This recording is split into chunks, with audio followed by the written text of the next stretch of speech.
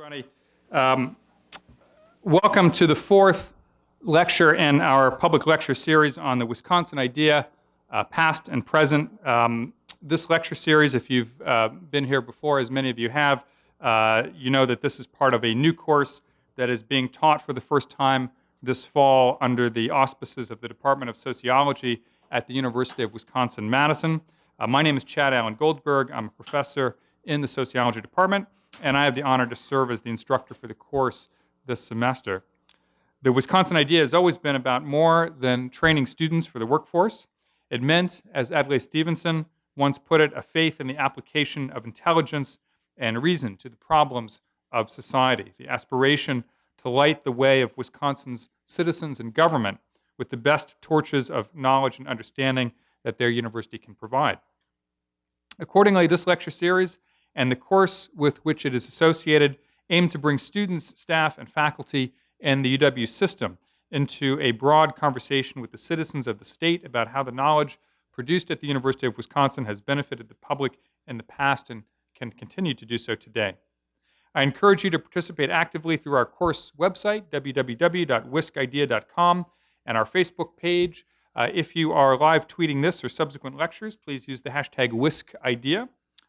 The Sociology Department is offering this course on a shoestring budget out of our academic and supplies and expenses a portion of the budget. If you would like to contribute to this project to allow us to offer real-time broadcasts or otherwise improve our offerings this semester or in the future, please consider making a contribution to the Department of Sociology Annual Fund. You can do so through the course website. Dr. Cameron L. McDonald was originally scheduled to present a lecture this evening on Badger Care from test case to worst case, but unfortunately she is unable to do so because of illness. We all wish her a quick and speedy recovery. Thankfully, on extremely short notice, Dr. Jack W. Mitchell very kindly agreed to step in tonight with a lecture on broadcasting the Wisconsin Idea, 100 Years of Public Broadcasting in the State That Invented It. This lecture is based on his new book, right up here, Broadcasting the Wisconsin Idea, published this year by the Wisconsin Historical Society Press. Copies of the book are available for sale right outside the lecture hall and also online at www.wisconsinhistory.org. Like all of our speakers, Dr. Mitchell is graciously donating his time and expertise free of charge out of a commitment to public service. Before joining the faculty at the University of Wisconsin-Madison, Jack Mitchell worked in public radio for 30 years. He was the first employee of National Public Radio, arriving in the office 3 weeks before the network's first president. While at NPR, he was instrumental in developing the groundbreaking news magazine All Things Considered, which many of you will be familiar with. Among other major decisions, he selected Susan Stamberg as one of the show's first hosts, the first woman to anchor a national nightly news program. During his years as the program's first producer and executive producer, All Things Considered won both the Peabody Award and the DuPont Award. When Dr. Mitchell left All Things Considered, the Wisconsin Educational Radio Network offered him a position as its director. He initiated the transition from the Wisconsin Educational Radio Network into what we now know as Wisconsin Public Radio. As director of Wisconsin Public Radio for 21 years, he led the most extensive and successful state or university public radio system in the country. In 1983, National Public Radio was on the brink of financial collapse. While serving as WPR director, Dr. Mitchell was asked to assume interim responsibility for NPR's programming operations as part of a team that restored the network's financial health and saved it from going dark. Dr. Mitchell was elected to an unprecedented 4 terms, that's 12 years, on the National Public Radio Board of Directors, including 3 years as chair. He made significant contributions in virtually every area of the organization's work, from programming to finance to long-term strategy. He has received the 2 highest honors in public radio, the Corporation for Public Broadcasting's Edward R. Murrow Award and the Edward Elson National Public Radio Distinguished Service Award. Dr. Mitchell joined the faculty in the School of Journalism and Mass Communication at the University of Wisconsin-Madison in 1998. Here, he taught the Gateway Introduction to Mass Communications course required for students applying to the school, as well as courses in public broadcasting, broadcast news, intermediate reporting, and professional responsibility. In 2009, Dr. Mitchell became Professor Emeritus of Journalism and Mass Communications. As an emeritus professor, he teaches a course for freshmen on media responsibilities and realities. He also serves on the boards of the Wisconsin Center for Journalism Ethics and the Wisconsin Center for Investigative Journalism. In addition to writing numerous articles and chapters about public broadcasting, he is the author of 2 books, Listener-Supported, The Culture and History of Public Radio, published in 2005, and, as I mentioned already, Wisconsin on the Air, 100 Years of Public Broadcasting in the State That Invented It, published this year by the Wisconsin Historical Society Press. His latest book centers the history of public broadcasting around the implementation of the Wisconsin idea philosophy that drove its development and still sets its course. Please join me in welcoming Jack Mitchell.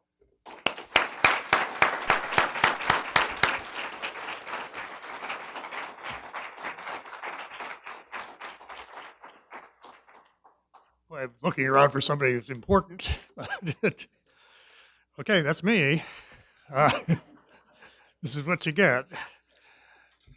Let's see, I want to make sure that I know how to work I'm going to push this button.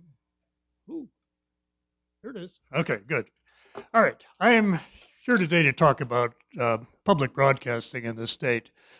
The title of talk is Broadcasting the Wisconsin Idea, 100 Years of Public Broadcasting in the State That Invented It. And that's the part that interests me, is how is it that this concept of non-commercial broadcasting started right here and not New York or San Francisco or wherever else? It happened here. And the answer is the Wisconsin Idea. Now, that was also the title of the book that I wanted to use. I wanted to use that as the title of the book. The State Historical Society Press looked at it. They choose the title. I don't get to do that. And they said, well, nobody really knows what the Wisconsin Idea is. Nobody much cares what the idea is. Who would buy a book that is called The Wisconsin Idea? Which suggests perhaps you were wise to set up this course, because clearly the Wisconsin Idea needs a better understanding. So we got changed to Wisconsin on the Air. Also 100 years of public broadcasting in the state that invented it. But the book is really about the Wisconsin Idea. Now, I'm not going to try to describe the Wisconsin Idea. David Hevler, on the first lecture, did a great job of that, and I was very impressed. So I'm not going to try to repeat what he had to say, but you really have to understand that the Wisconsin Idea was part of the progressive movement, which ran in this country in the first 20 years or so of the 1900s. 1900 roughly through 1920, not quite right, but that's close enough. And what the progressives were concerned about was that in a free enterprise world, there are winners and there are lots of losers. And this was not, in their mind, something that fit the American dream, which is to have opportunities for everybody. And we had situations then with monopoly control of major businesses. Well, if I want to start a steel company, how am I going to do that? With Andrew Carnegie running U.S. Steel, and John D. Rockefeller controls most of the oil in the country. It's just opportunities weren't there. So the progressives were trying to break that through regulations of one sort or another. Trust busting was another aspect of it, and taxation. Fairer taxation system that would make those the top 1%, if you want to use a contemporary term, pay their share. In fact, the Bernie Sanders campaign just called to mind totally the progressive movement, that mindset of what they were trying to accomplish. So the progressives sought to even the playing field by attacking corruption, controlling monopolies, and this is where Wisconsin is a little bit different from the rest of the progressive movement, empowering the powerless. That yes, you can control corruption and you control all of the those who are say have a lot of power, but let's find ways that the ordinary person can have more opportunity so that they can compete and be stronger. And this is really what made the Wisconsin idea it's still part of the progressive movement, but the emphasis here was just a little different. Okay, when Professor Havler was here, he actually showed this same picture, but the guy, it must be important, huh? This is Professor Charles McCarthy, who was a professor here at the university. He was also head of the Legislative Reference Bureau. The Legislative Reference Bureau wrote legislation. And he brought in other faculty members to help him. And so there were this group of people who were writing this progressive legislation. In 1912, he wrote a book called, guess what? The Wisconsin Idea, with an introduction by Theodore Roosevelt. And in it, he wrote about all these reforms. But he also wrote about the UW's role in empowering ordinary citizens. He talked about the Agricultural Extension Service, which are also known as co-op extension. But this is the group that was set up to provide practical help for farmers, the small farmer, who they were all small in those days, and their families. 4-H, home ec, these kind of activities where they had county agents going out and actually helping people. So that was one innovation. But the more interesting innovation and more unique to Wisconsin was something called the Extension Division, which was different from agriculture. And that was organized by Van Hise, who was president at the time, and Professor McCarthy. They worked together on setting up General Extension in 1906. General Extension offered correspondence courses, the same, so you didn't have to go to Madison or to take a course, you could take it at home. It was distance education, except the only way to use distance education was U.S. mail. But they did it, and that was what they had. They also had a speaker service in which professors would go out and give lectures and run conferences all over the state about issues of the time. And then the third function, there's a third division of the General Extension, was to promote public debates, that people ought to be debating what's going on in this state and figuring out the answers to problems. And this was, once again, this was rather special to Wisconsin. Other places had some extension activities, but not that particular one.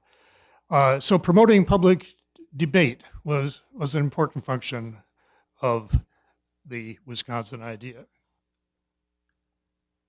Okay. There's another progressive theme that was not covered in the book, The Wisconsin Idea, and that's media, the power of profit-driven media. See, the problem that the progressives saw was that in order to make money, a media organization has to appeal to the lowest common denominator. You know, sex and violence, the usual things, you know what it is. And they do that at the expense of covering important issues, the things that really matter. If you're going to function as a citizen, you have some basic information you need. And they felt that the media weren't really doing that. In the process of serving this mass audience, you can get very, very rich. The Hearst, have you ever been to the Hearst Castle out in San Simeon, California? You know, it's this huge castle. Hearst did it by appealing to the lowest common denominator in his newspapers. Get very rich. Become very rich, you're part of the 1%. You're part of that elite and what do?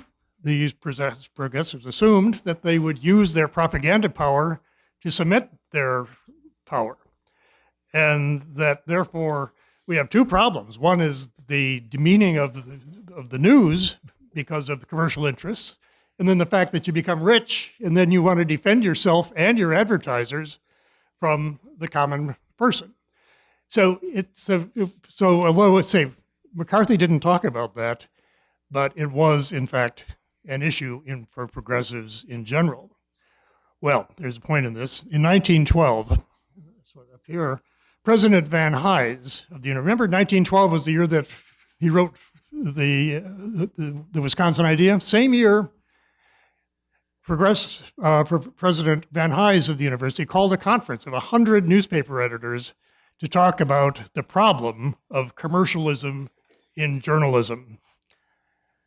And they were looking at exactly the thing I was just trying to describe. The corrupting nature of a profit motive in a vital service like media. And the basic question was, can we survive this way? Can democracy survive in this situation? Well, they said no. Their answer was no. We need to have a not-for-profit media system in this country. And who's going to run these things? Well, they said maybe a foundation could be set up to do it. Maybe local government could do it. Or maybe universities could do it. Run newspapers, publish magazines that maintain a higher standard, not for profit. Well, nothing much came of it, frankly. They met and left.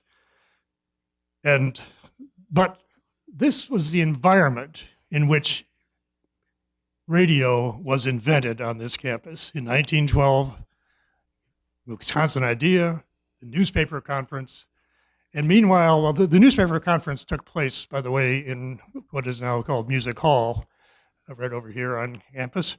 Right across the lawn is a building called Science Hall. And in Science Hall were, of all things, scientists who were working on building a radio receivers and transmitters. And I always have this image, I know it never happened, but this was August when that conference took place. It must be hot, it must have been awful. And no air conditioning, of course. So they assumed that they opened the windows, and over in Science Hall, somebody else opened windows, and some of the rhetoric drifted across to Science Hall, and sort of like the Sistine Chapel, God and Adam, it happened. And public radio was conceived. Don't know, not sure it happened, but it's nice to think so. Okay, that's Radio Hall, which you may have familiar with it. It was the original heating plant of the university. It's right behind Science Hall. And this picture was taken probably in the 1940s, maybe 1930s. And I'm only showing that, it was a WPA project. They converted the old heating plant into a radio station in the 1930s. I'm only showing that because all buildings of WPA vintage, what did they have to have? They had to have a mural. They all have murals. And Radio Hall has one too. And it's bigger than this, but this section shows you the part where the founders of 9XM WHA are gathered. They never actually did gather like that, but if they had, this is what it might have looked like. Beginning in 1910, the professor with the bow tie, whose name was Edward Bennett, he was an engineer, and the one fellow sitting here at the desk, at the table, in the light jacket, who was Professor Earl Terry, he was a physicist. They were both trying to make radio transmitters work. And they had students who were working with them. Bennett got the first license for the station 9XM, which were the call letters, in 1914, 2 years after all this stuff going on in 1912. And by 1917, Terry finally got it to work. So in 1917, here's Terry. This is Professor Terry here to the right, and the other fellow is named Malcolm Hansen, who was a student, and he did all the work. I mean, you know how it is. But Terry got the credit. His name is on the plaque. But Malcolm Hansen was, and he, in fact, Hansen was so excited about this project that he flunked out of school. He spent all his time working on this project. And Terry didn't do much better, frankly, because he was so absorbed with this that the physics department was kind of fed up with him because he wasn't teaching the right courses and he wasn't doing the research because he was building this silly radio transmitter. Well, let's go back here to that's Professor Terry in the mural. He's sitting there at the table, he was a physicist, of course, so he wouldn't really expect him to be particularly concerned about the social values and the of all this. But he was in Wisconsin, and the Wisconsin idea, and of course he cared about how this was going to be used. And so he devoted himself to making sure that that radio station was used for public service. And he did it almost single-handedly. He wasn't paid for this. He was paid to teach classes and do research, but he spent his time on this. The department didn't particularly care for this. They tolerated him, but they wished he would get back to work. So those are the three guys, the Professor Bennett, Professor Terry, and then that's Malcolm Hansen over on the other side of the table, who were the technical folks. But we now want to go on to the content people, because this is really where it all came together. And the first person to mention this, who was in that photo there, this is Professor Andrew Hopkins from the Agricultural Journalism Department. He was the only person on campus, other than Professor Terry, who was willing to put some money into this operation. And so the Ag Journalism Department used radio to try to reach farmers. I had not known this until I was told a couple of years ago. 60% of the farmers in Wisconsin in 1910 could not read English. Maybe they could read German or some other language. Maybe they spoke it, or they basically couldn't read it. How do you reach those people? Well, radio sounds better than print. And so they were using radio to provide information to farmers on how to do a better job with their industry, with their development of their business.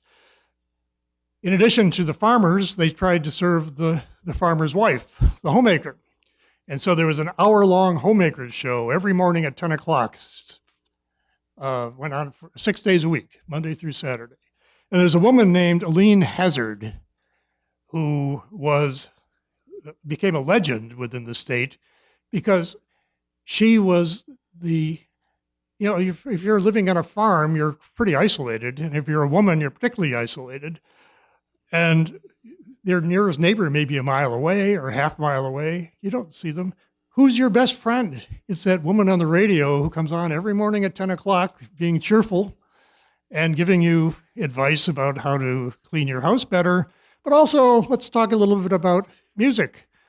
And she saw women as more interested in things beyond just keeping the house together. And somebody described her once as a combination of Martha Stewart and Oprah Winfrey. And I think that does capture it pretty well. She was the best friend of hundreds, thousands of women on the farms, but this was all practical, practical information that they were providing. Let's see, I got one thing here. I threw one in here, not because it was, I think it's funny. It's why practical information. One of the practical things they tried to teach was typing on the radio. And so this was a class, it wasn't Professor Hopkins, but they had these people, in the studio typing. Presumably people out there somewhere were typing. And the instructor would say, okay, time starts now, 1 minute. Click, click, click, click, click, click. I don't know what she did during the time, but it sounded like a pretty awful radio program. But there wasn't a whole lot of competition at those days, so it may have worked out fine. But this was the practical side of public radio, of educational radio, as it was called then. Now, here's back to this slide. So this was Professor Hopkins, who was bending over the table. Way over on the side is Professor William Leighty, who is another key person in developing the philosophy of public radio. Professor Leighty was in charge of correspondence study for the General Extension Service. He didn't much care for that. And so he got hooked in radio as well and became the first volunteer program director for the station. He didn't think much of the kind of things that Hopkins was doing. Too practical, too practical. He wanted radio to provide a general liberal arts education to the whole society. And he wanted history. People to know about history, literature, philosophy, classical music, very important to Leidy. He wanted to improve the ability of people to function as rational human beings, to make better decisions. He did not want formal courses on the radio, because they did that through correspondence study. But he wanted short talks so that people could come in and listen. It'd be very down to earth, practical, not practical in the sense of being something you can do easily, but easily understood by the average person. It was very democratic. This really was a service. This was never elitist. This was always to be for everybody. That was their, unlike some other public or non-commercial radio stations in other places. This was very down to earth in every respect. And he started a music appreciation course way back in 1921, I think it was, with Edgar Pop Gordon, who we'll mention him again in a few minutes. Gordon Commons over here, where the students eat. That's named after Pop Gordon. He was a music professor, but mostly he was a radio star. I think he's the only radio star who has a building named after him in Madison, at least. Then, third person. So Professor Leidy brought us the idea of a liberal education by radio and sort of an uplift. Let's educate everybody a little bit, kind of a philosophy. Professor Eubank, Henry Eubank, came to the campus in the late 1920s, about 10 years after 9XM did its first broadcast. He was in the speech department. His specialty was political debate. Political debate. And he wanted that radio station to be at the center of democracy in the state, where people would hear about the issues of the day, debate them. And he was also a very political person in terms of being able to get things done on campus. He went to the president of the university and said, look, this station is just limping along. Either close it down or give it some money and give us some structure. And the president, in fact, gave them some money, and they put Professor Eubank in charge. I don't know what the story is, but Professor Leidy had to go in order to make way for Professor Eubank. And there must be an interesting story there, but I don't know it. But the Leidy tradition continued. I mean, the notion of liberal education on radio, that continued on. But Mr. Leidy himself was gone, and Professor Eubank became the dominant programmer for the station. And we, not surprisingly, ended up with a lot of forums. A lot of programs were named Forum. This forum, that forum, for different points of view, come in and argue and discuss and what have you. Probably the most important one was something called the Political Education Forum, which was an innovation in this country that is pretty amazing. And that for the first time, and a few times, he gave free time to every political party that was on the ballot in Wisconsin, including the communists. And they got a certain amount of time on the air to go and make their case. This in addition to debates and that kind of thing. This was innovation which happened in the early 1930s. New York Times said, wow, this is wonderful. Why doesn't everybody do this? And I'd say today, wow, why doesn't everybody do this instead of all this paid advertising? But that was what they did. And it was, say, the first time that had happened. But Professor Eubanks moved public broadcasting into news and public affairs. More public affairs than news, because they didn't really have very many reporters to do things, but the discussion of things that are going on, the issues that matter. So at this point, then, we have public radio dealing with practical information, a liberal education, including music, etc., and public affairs, which became the three bedrocks, and they still are in many respects, of what happens in public broadcasting, radio in particular. Now, Eubank, of course, being a professor, wasn't going to be able to actually run WHA on a daily basis, day in and day out. So what does he do? He got a couple of grad students. You go ahead and do it. And he went through a couple of them. But finally, he ended up with one who actually liked the job and wanted it. His name was H.B. McCarty, who ran WHA essentially for the next 35 or 40 years as program director and then manager. And so he is the key person over history and reservedly gets a lot of recognition for that. But he wasn't necessarily a great embracer of the Wisconsin idea. He understood it and he did all that. He kept all that programming going. What really turned him on was kids in schools. And somebody before the lecture was talking about listening to School of the Air in the one-room schoolhouse. Almost everywhere I go, people have stories about that because over 300,000 kids were listening to these School of the Air programs that McCarty championed and Mother Hen through those many years, 300,000 a year. These were one-room schoolhouses for the most part, or very small schools. They didn't have a music teacher. They didn't have a science teacher. They didn't have an art teacher. They didn't have all these specialties. And besides, the teachers wanted a few minutes off. So they'd turn on the radio. The teacher, I don't know if they smoked or not, but if they did, that's how they went. But they, turn on the radio for 15 minutes or a half hour, and there was the science lesson. There was the music lesson.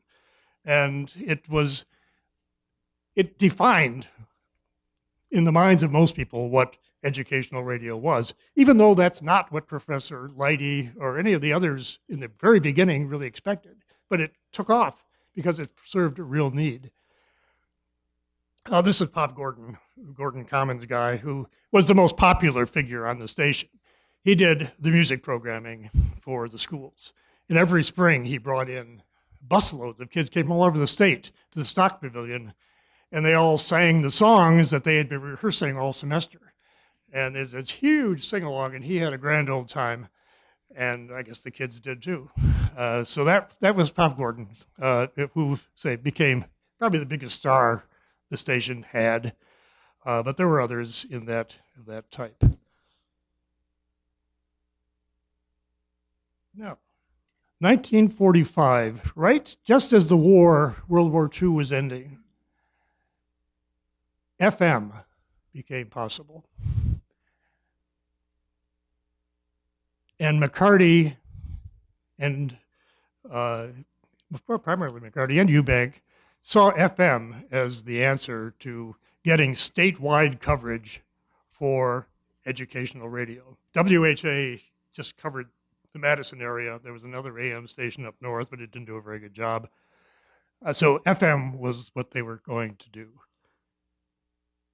And the way the legislature in 1945, just as the war was ending, voted to fund and create something called the State Radio Council, which would work in cooperation with the university. It was separate from the university, and it received money directly from the state legislature to build that FM network, to relay educational radio throughout the state. In my opinion, when I say the state that invented public radio or public broadcasting, in a way, this was the event. Because this wasn't just some university people doing things. A lot of universities around the country did something similar to HA, not as good, not as big, not as well thought through. But here was the state government deciding that this was an essential state function.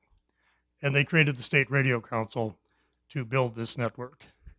And the group of people who comprised the State Radio Council were appointees of the governor and other officials. They weren't all university people, some were. They were a wide range of university officials. set up a set of expectations of what this thing was going to do. Why are we doing this? First one, foster democratic ideals and methods.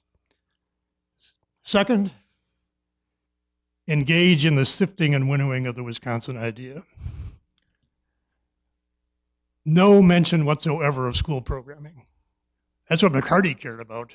But the State Radio Council, which was really dominated by Eubank, that wasn't their interest. They wanted to do something for society as a whole, not just for kids in classrooms. And so this is where they came down. Very civic-oriented kind of thing. I hate to read things to you because I don't read very well, but just a quote from that they used to elaborate this. Education in a democracy has the responsibility of lifting the level of understanding and appreciation of the people, of giving individuals a knowledge of himself and his society, and the sources of tensions and perplexities in each. In a free society, it is essential that the individual have the continuing sense of belonging and participating, of keeping up with complex and fast-moving world. That's why they set up the state radio network. And I say, not just the university, the governor, the whole bureaucracy. And this is 1945. War wasn't quite over. Maybe the sense of unity was all there, but it was probably couldn't have happened much before that or after, to be honest. But this is the first time. Nobody else in this country did that. This was totally different from anything else anywhere. Well, here's the beginning of the building of the state network. This was building WHA-FM, which is now called WERN. And they were putting up the tower right behind Old Radio Hall. There's the smokestack. Remember, it was the old heating plant? There it is.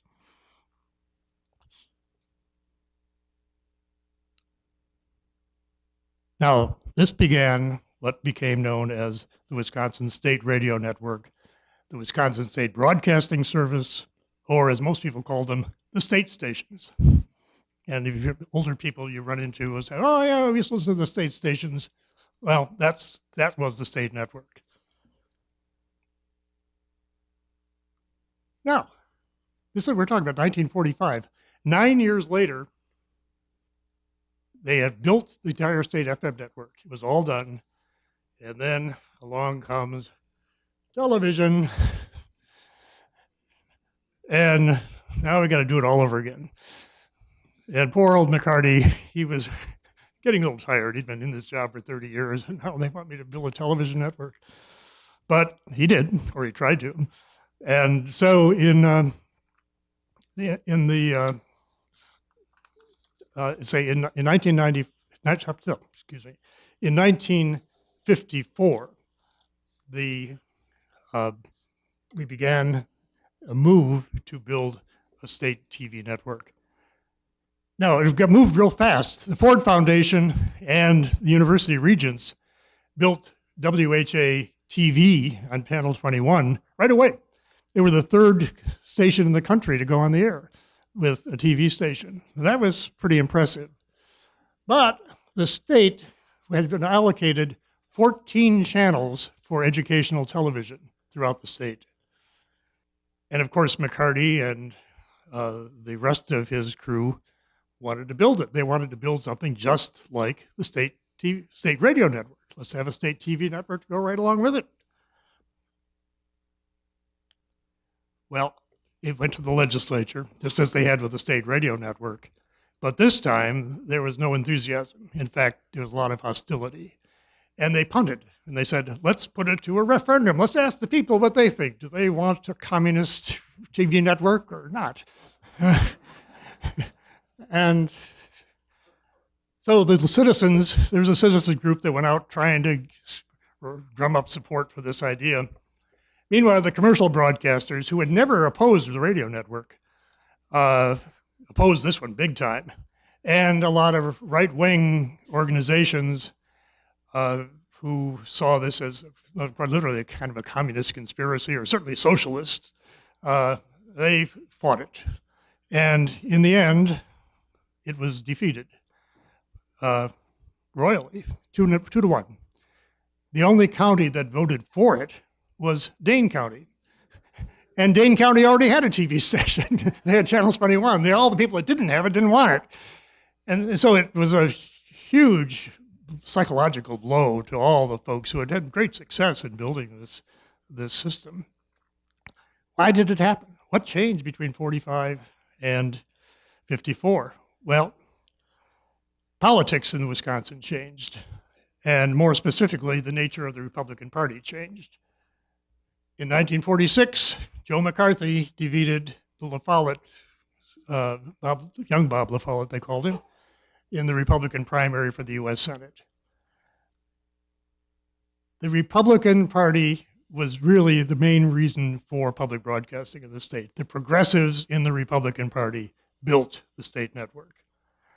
And they, of course, had help of Democrats, but they were the dominant folks.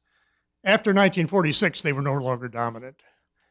And at that point, the support for public broadcasting in the state declined. Didn't go away, but it's never been what it was prior to that election. Okay, I'm going to skip ahead again, farther, way ahead. 1967. 50 years after the first broadcast of 9XM WHA in 1917, exactly 50 years later, the federal government decided that maybe this was a good idea. Maybe we should have something like that everywhere. And so the Public Broadcasting Act was passed in that year.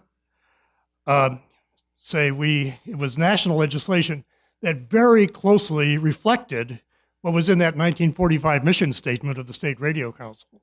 Not exactly. It said no instruction. We're not here to provide instruction. We are here to provide practical information. We're here to provide a liberal education. We're here to provide public affairs, news and public affairs kinds of things. And that was essentially very similar to what we had already done here. Interestingly, the guy who led the campaign was a fellow named Bill Harley, who had been program director of WHA Radio, manager of WHA TV for about 20 years before he went off to Washington to lead the campaign. And the guy who wrote the mission statement for NPR was another fellow named Bill Siemering, who worked at WHA and went off and did great things. So we do, the country did follow us in many respects, not totally, but very similar.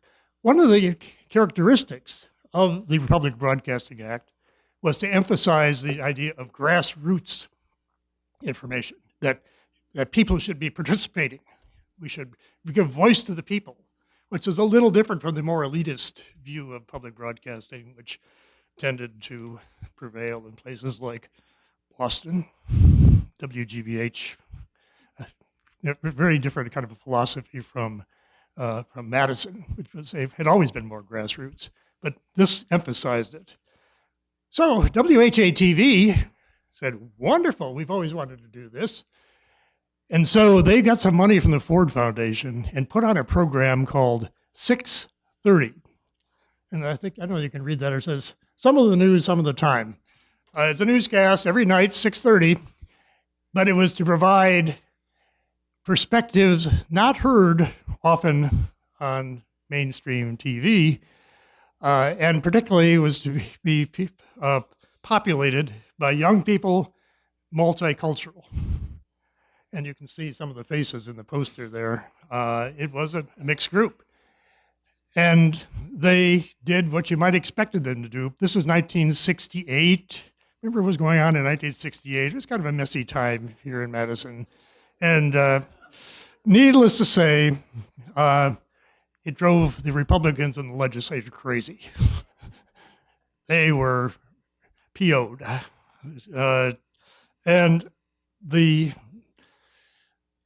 So they basically, the show was eventually shut down. Basically the money ran out. The Ford Foundation said, well, that's enough. We've done enough of this. But that was what happened. But meanwhile, 1968, the federal money was available. Now this Public Broadcasting Act made federal money available to build that state TV network that had been turned down by the people in 1954. And so, well, what are we going to do? We can't really turn down that money. So the legislature decided they did create something called the state television network, but with some provisos. One, it was to be strictly instructional. Now, the national legislation said, no, we don't want instruction. This is supposed to be public. Well, they said, no, we're going to be instructional. And the university is going to have nothing to do with it. It's going to be totally separate from the university. And so it happened that because we do it, look what the university does. They put these crazy people on the air. And, the things they're saying, we can't have that. Certainly, we don't want people up in Wausau hearing that sort of thing. So it was put down, and this is the kind of thing that they were producing. Very plain, good, fine. I'm sure it's a fine instructional program, but not real exciting. And of course, they were prevented from doing public affairs shows. So that's not what we're all about. Well, meanwhile, though, WHA-TV was separate from all this. They had their own operation, and they continued to do what they'd always been doing, and including public affairs shows. This is Governor Tommy Thompson in his younger days being interviewed by a citizen on the We the People series done by WHA-TV. Eventually, the state started cutting the money for the state TV network, and pretty soon they didn't have any. And so they had pretty much had no choice but to merge with WHA-TV, and they ended up with something called Wisconsin Public Television, which is programmed by the university, carried statewide by the state network, but it's essentially one organization and university-based. And it kind of came back to what McCarty wanted in the first place. Meanwhile, over on the radio side, it was much easier because nobody cared about radio. This is one of the great things about working in public radio, that nobody cared. Back when Nixon was president, he was attacking public TV constantly. And if he'd ever listened to what we were doing at NPR, he would have gone apoplectic. We were a lot worse than public TV, but they didn't care. It was only radio, and that's, so we got away with a lot. Well, here in Wisconsin as well, radio, we managed to reconstruct ourselves as Wisconsin Public Radio with pretty much the same philosophy that had been going on before, except that we had two networks. The first is mostly NPR. It's pretty much like other public radio stations across the country. NPR News, critical backbone of public broadcasting, is there, and then classical music, which has always been sort of the bedrock of public broadcasting. So that's that station. But the other station is what we call the Ideas Network. This is uniquely Wisconsin. It is built on the Wisconsin idea. News, public affairs, lots of discussion, practical information, all the things that the original people were talking about, with call-ins so that there's participation and fairness and balance. And we try to do all that. But this is a unique service. There's nothing else like it in the country. And it's done because of that Wisconsin idea. It's what we ended up with because we didn't lose sight of what this whole thing was about.